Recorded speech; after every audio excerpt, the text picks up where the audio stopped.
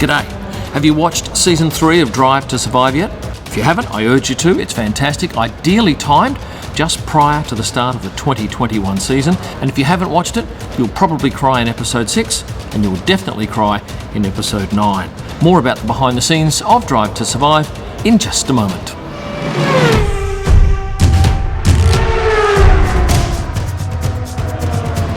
Why did F1 commission Drive to Survive? They thought it would be good for the sport, introduce it to a whole new audience, and get existing followers more excited about Formula One. And has it worked? You bet. It certainly introduced millions to the sport. People like Colby Woolsey, who recently won a competition here on this YouTube channel. I have only been a fan of F1 since the first season of Drive to Survive.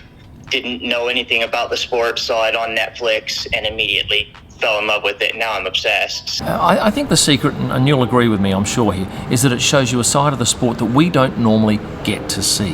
It takes you behind the scenes. It takes you into the engineer's room, into the driver's warm-up room, into the garage, even into the driver's homes. And it shows you a side of the sport that until now has been highly guarded.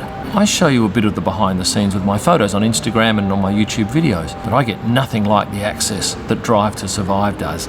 They're in spots that you can't believe, in the drivers' road cars as they're heading out of the track. So like you, I learn plenty about the drivers and the sport by watching this show.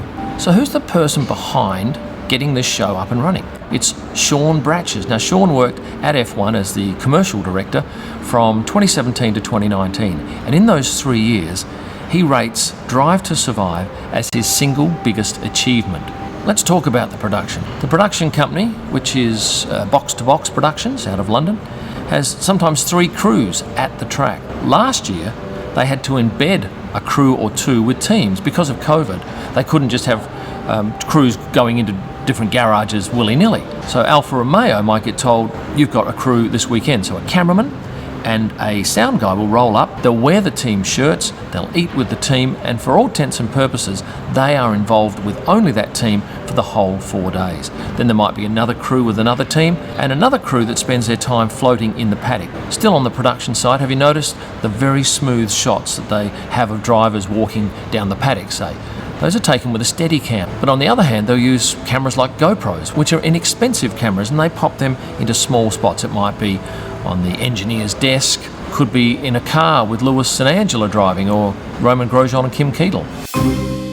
Let's talk audio now, the forgotten partner to video. A lot of the people that you see will have radio microphones on them, and the beauty of a radio microphone is that often the wearer forgets they've got it on, and the production company gets this candid chat that they perhaps wouldn't get if somebody was standing close by with a boom mic, for instance here with Charles during the 2021 season launch. The on-track commentary you hear, you might think actually comes from Jack Nicholls' BBC broadcast or Ben Edwards' Channel 4 broadcast. It does not.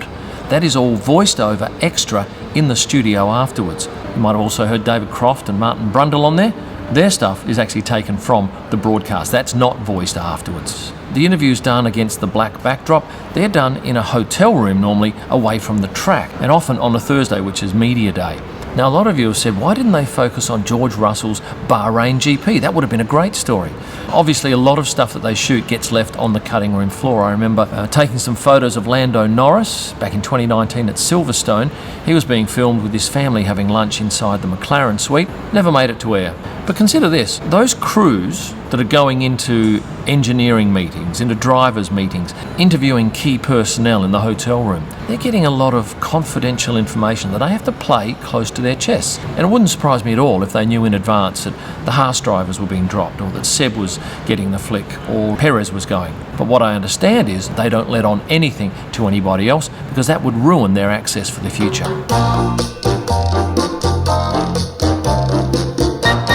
If you're travelling abroad, learn a little of the local language. At the very least, you should be able to say hello, thank you, and goodbye. I know that if I walk into a retail outlet in France and come in with a bonjour, comment ça va, I'm greeted warmly. But if I walk in and just assume they speak English, I'm probably not going to get anywhere near the reaction. So learn a little bit of the local language. Danke, merci, shukran, kursanam, gracias, grazie, obrigado.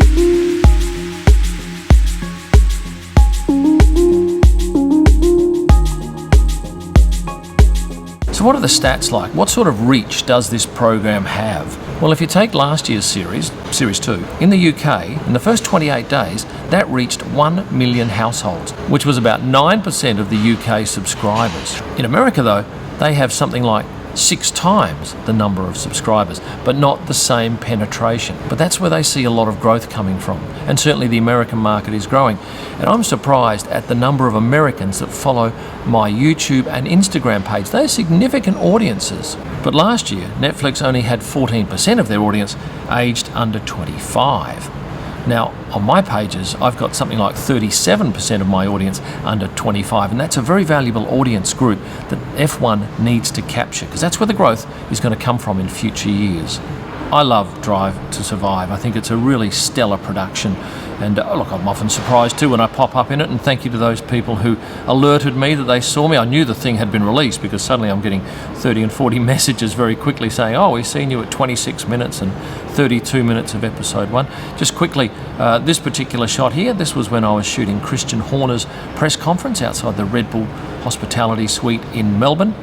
These are my shots that I was taking from behind. Of course, at the time I had no idea which crews were Netflix, and I was otherwise busy myself. This shot here, that was taken during the driver portrait sessions, and I'm pretty sure this one was taken at the end of 2019 with me shooting Nico Hulkenberg and Daniel Ricciardo out in pit lane for their goodbye to Nico shoot.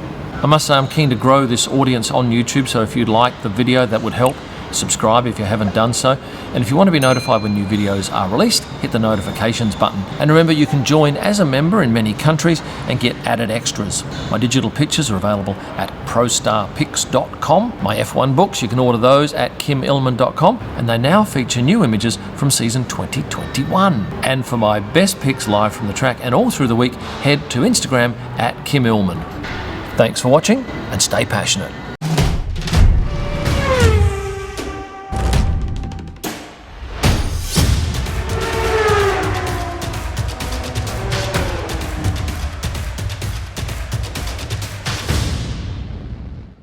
At Kim Illman.